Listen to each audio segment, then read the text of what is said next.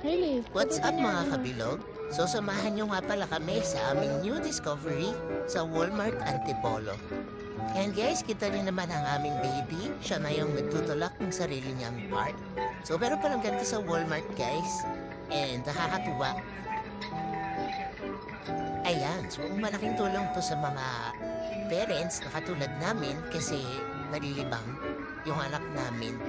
So dyan siya na yung namimili ng mga gusto niyang snacks. Ayan, And gusto then mo yan? dito, gusto nga niya po din itong malaking juice. Ito ka lang dito. Kaya lang pinigilan ko siya dito kasi no, mabigat yan. baka mabigatan siya masyado. Dito mo, yung apple. So Apple yan, juice. makikita niyo dito. Kukuha siya din ng sarili niyang mga food. At this early stage, tinutulungan din kasi nito mag-decision making yung mga baby. So hinahayaan lang namin siya.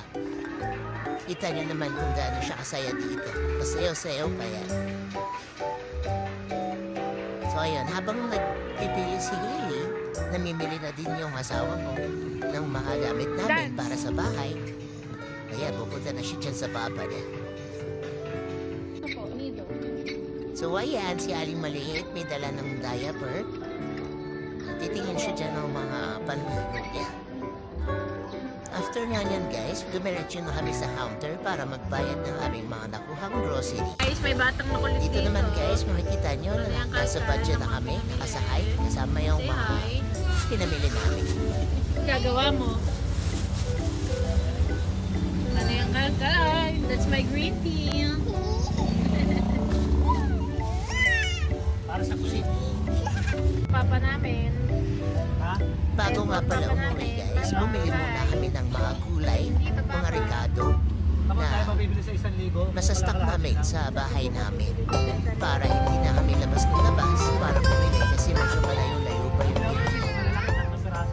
So ito, kita niyo dito yung Inarawan Church. And then yan guys, pauwi na kami. Uwi na po kami. Nagbubukas na ng green tea. Tawa-tawa pa yun siya.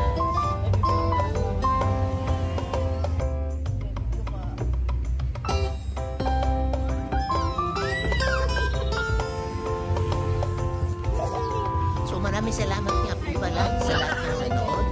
And please like and share our video. And don't forget to follow din po yung aming page, Pamilyang Bilog. Maraming salamat. Hanggang sa muli.